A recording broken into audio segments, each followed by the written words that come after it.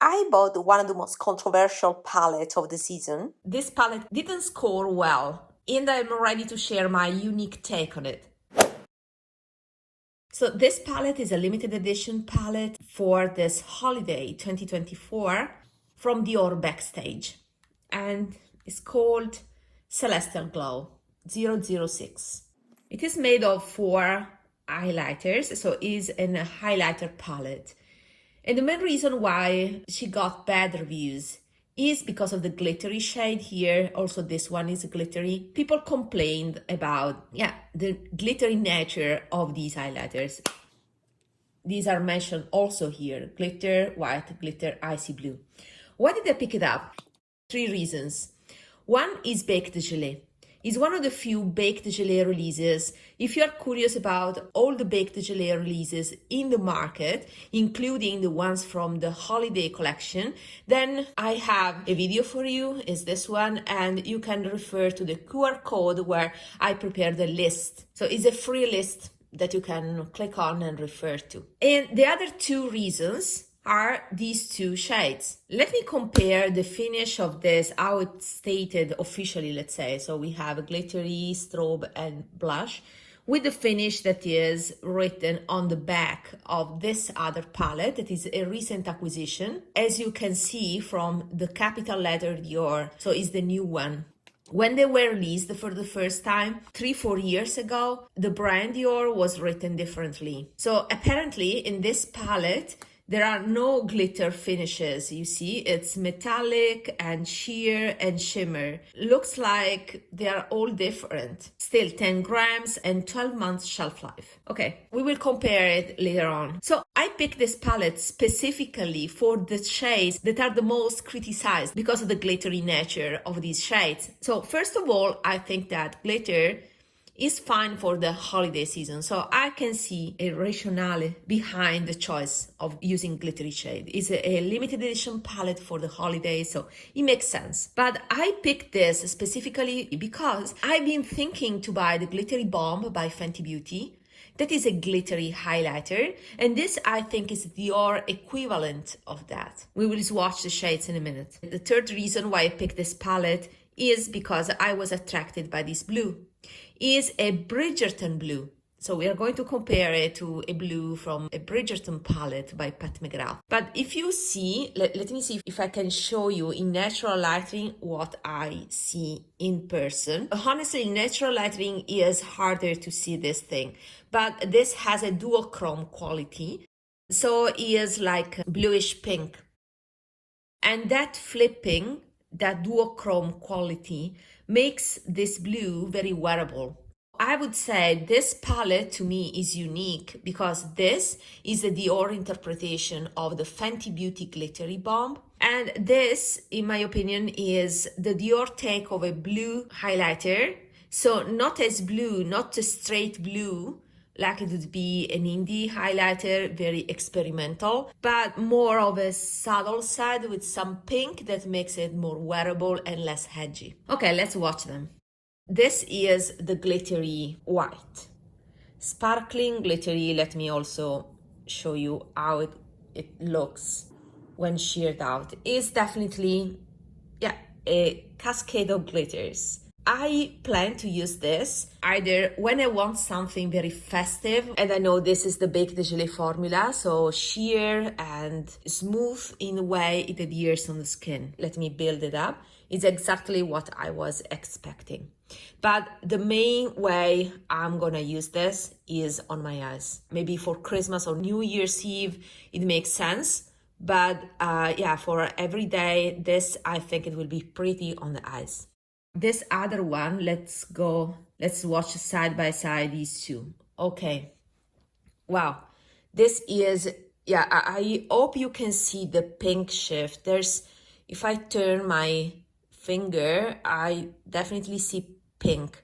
So it's more purple pink rather than the blue that is shown on the pan.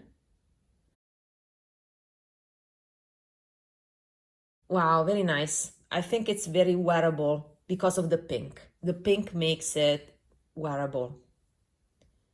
And it's definitely more subtle. Let's try to build it up, but This is more for the face, less for the eyes. To be honest, it's not as glittery as, you know, the label says. It doesn't make a difference between these two, but this is definitely a glitter, the white one. Well, this one, I don't see scattered glitters on this one. Okay. Next, the other two are totally irrelevant for me. So, and these are the ones, you know, that are rated the best by the influencers. So this is a peachy. And yeah, the consideration is that, yeah, very nice. More on the pink side, a pink peach. So I would say I always wanted a peach that was in another palette. I was called number 2. I don't remember the name, but you know that peach. That peach is more on the yellow side, is better for warmer skin tone. And this I see that is a peach with the pink. So even more subtle than this, more on the pink side rather than on the orange yellow. So it's a great shade of peach for neutral cool skin tones. Very nice. I'm surprised by the color. Yeah, the finish is nice, but it's the color that is prettier than I thought. And, you know, from the pan, you don't really tell. I don't know, it's darker, muted, but here, of course, it's muted, but I like the pink hue that I see in this peach. Pretty. And finally, the pink. This I totally don't care for.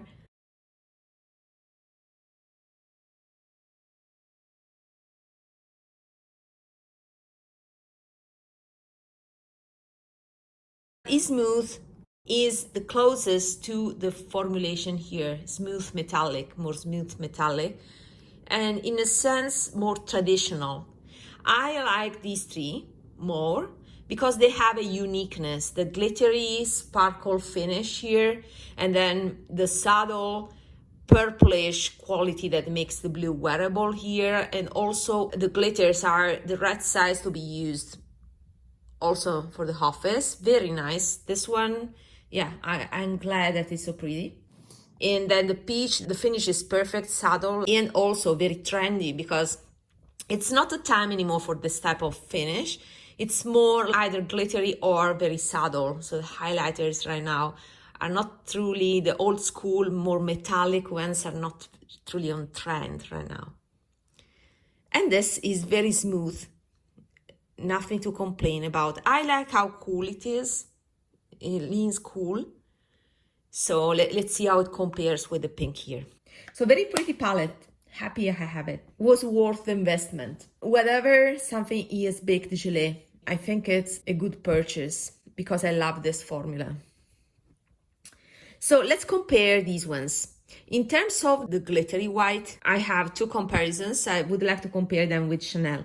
So until now, the way to incorporate glitters, white glitters on my eyes have been using these two palettes by Chanel. This is from the last holiday collection, was a Baked Gelée Quint from Holidays 2023. And this is one of my favorite eyeshadows. You can see the difference between a face product and a eye product. An eye product is chunkier, it has more impact usually. So let's put it here. Yeah, I can see that here the eyeshadow is denser, while here is more, I don't want to say more powdery, but it's more scattered glitters. Here they are kind of packed more. Let's see, if I shear it out, I find something similar, but this stays smoothly, more uniform, like an eyeshadow should be. So it's practically the same thing. When I use this, I can use this directly on the eyes without picking up a new palette. But yeah, it's, if you have this and you were considering this palette to be used on the eyes because of this shade, then this is perfectly fine. You don't need this one. I forgot this palette. This is the other white from the Byzance collection. Another glittery white that I use.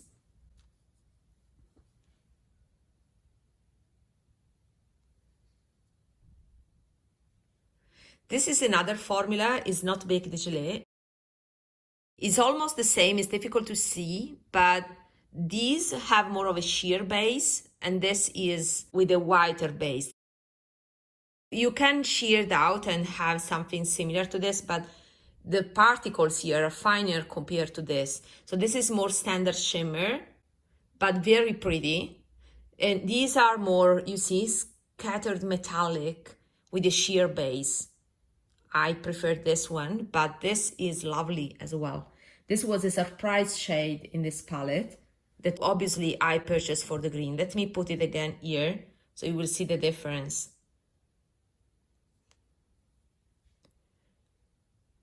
On the eyes, they will look the same, but if you look closely, the shimmers here are slightly finer compared to these two. This is not unique at all, it's a white, and we get white shimmery shade, glittery shades in many palettes. In here, there's also a peach that I would like to compare. This is a surprise shade. This is more of a traditional peach. It's more yellow, you see. So let's put it here. And yeah, it's what I think that peach from that other quad by Dior is. More yellow. Yeah, I want to use it on the face right now. This is again a Bec de Gelée formula on the smooth side, and as you can see by usage, this and this are my most used shades. Together with this, I also use this a lot. So this was a very nice palette. I thought that this would have been my favorite shade, this khaki taupe-ish shade that is rare to find in this Bec de Gelée formula, but I ended up liking these two the most of this palette. That were not the shades I bought the palette for.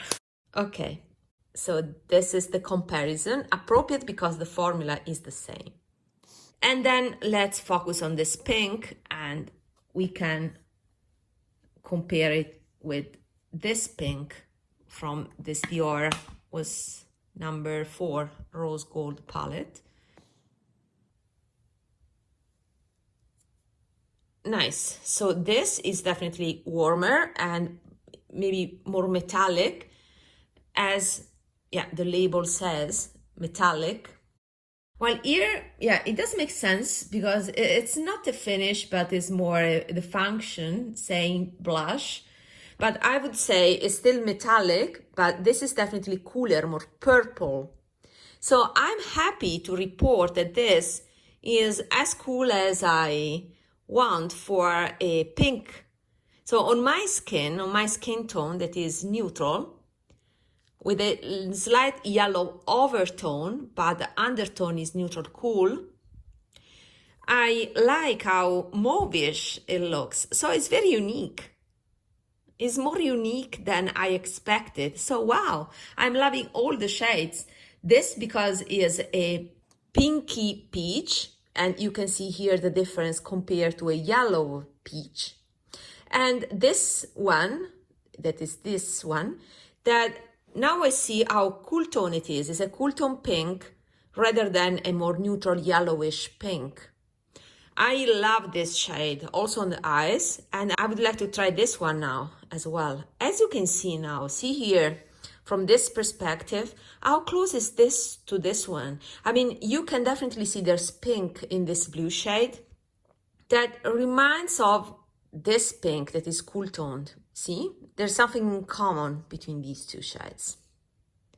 So I think that this palette was underrated, and people always looks for the same thing, but if you know what to expect from the palette, then you may be surprised by the shade complexity and the finish as well.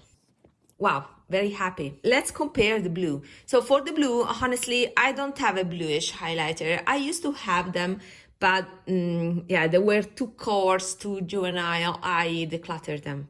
So I don't have one to compare with. So what I can compare with is another Bridgerton blue, because this is a Bridgerton color. If I think about the Bridgerton, the original, the first series, that blue, pastel, silky blue, that has a muted quality, but a touch of lavender in it. And therefore, I thought about comparing this highlighter with this eyeshadow that is from the Bridgerton 1 palette by Pat McGrath. And there's here, I put in this Nabla palette, but it is thicker compared to the other ones. And yeah, it always leaves a stamp in the cover, but this is an amazing quad, very unique. These two are from Nabla, and this is Pat McGrath, and this is Divina. I love that quad. But let's compare it. Let's put it here. Of course, this is much more blue, you see? And it's totally different thing. So most of the blue highlighters are like this, obvious blue, and you end up with blue shimmer on the cheeks. Well, this one has not blue shimmer, but pink shimmer on a bluish base. So it's wearable because it has kind of a cast, blue cast, but very sheer. And the shimmer is blue together with pink, but the pink is predominant. So it's totally different beast, you see, different thing. So all of these comparisons have the same formula. All of them are baked gelée. It's kind of a baked gelée pastel rainbow, right? Only the green is missing. I'm surprised by this as well. Okay, so all in all, very happy of my purchase. See you in my next video. Bye.